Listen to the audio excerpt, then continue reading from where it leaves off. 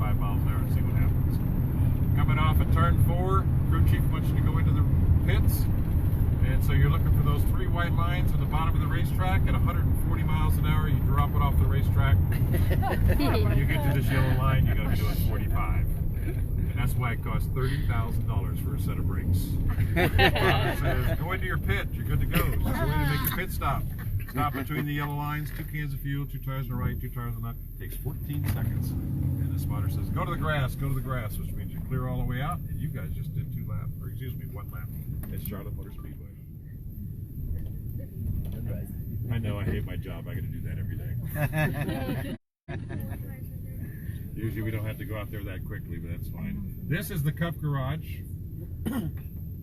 And it's set up so that all the haulers park on the left-hand side.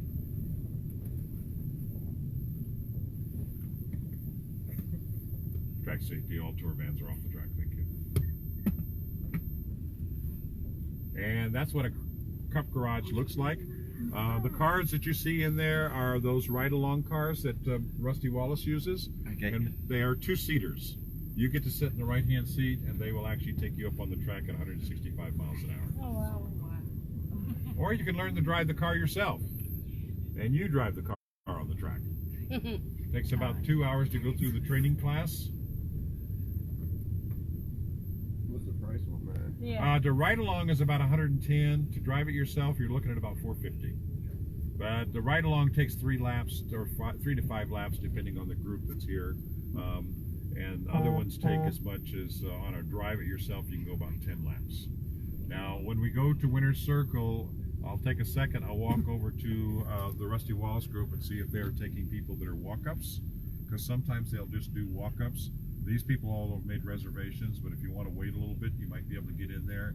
And I've also had them take people, and if you show them your tour ticket, they might give it to you at a little cheaper price.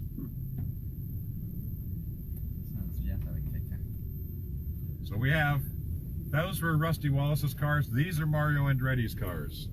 Open wheel Formula Ones, as well as the NASCAR cars. So you wanted something that's exciting. They do the NASCAR cars in the daytime, then they'll turn the lights on at night and run the Formula Ones. You sit right behind the driver in an open wheel at about 160, 170.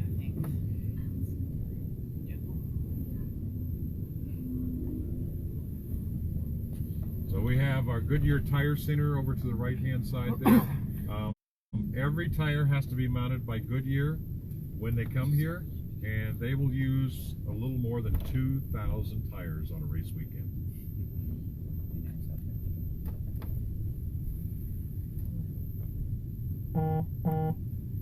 So what's happening on the left-hand side, that's Extreme Experience. They bring in these cars, which are the exotic cars, the Lamborghinis, Ferraris, and everything. And they also have some pace cars there. You can get a ride along and drive. You can actually drive the car behind the pace car, and they will take you out there. Unfortunately, with behind the pace car, since you don't know how to handle one of those cars, you're going to go a little bit slower. But if you go through the training class, you'll be able to drive it a little bit faster. But at least you're in a very fancy, expensive car. We might get one to come by us here. Track is just on my left-hand side. This is our village they're setting up for our Christmas show. They have a live Porsches coming by. Oh, Lamborghini. Oh, how about those two? Yeah, some money up there. Hopefully you wouldn't want to crash one of those things. I'd have to pay that bill. You might want to just run. It has happened. They have a good insurance. Well, they do. What you do is you actually, if let's say that costs you $500, you pay about 50, 60 bucks for insurance, just in case you do have a problem, and you better pay the insurance, let me tell you. Yes. You wreck one of those cars, it's going to be a little costly. And you'll find out very quickly that your insurance won't cover you. Those are some of the cars that Rusty or Mario Andretti's group has out here that they come in here. And you don't want to find out after the fact. Same thing with the NASCAR cars. Occasionally they will actually blow a tire or an engine or something like that. If it's an engine or tire, that's not your fault, but if you did it and it was your fault, then you could have a little problem with it. So here's what I'm going to do is we're going to pull up here And this is Victory Circle, and we'll get out here and we'll, if you have some cell phones and cameras, I'll be happy to take pictures for you.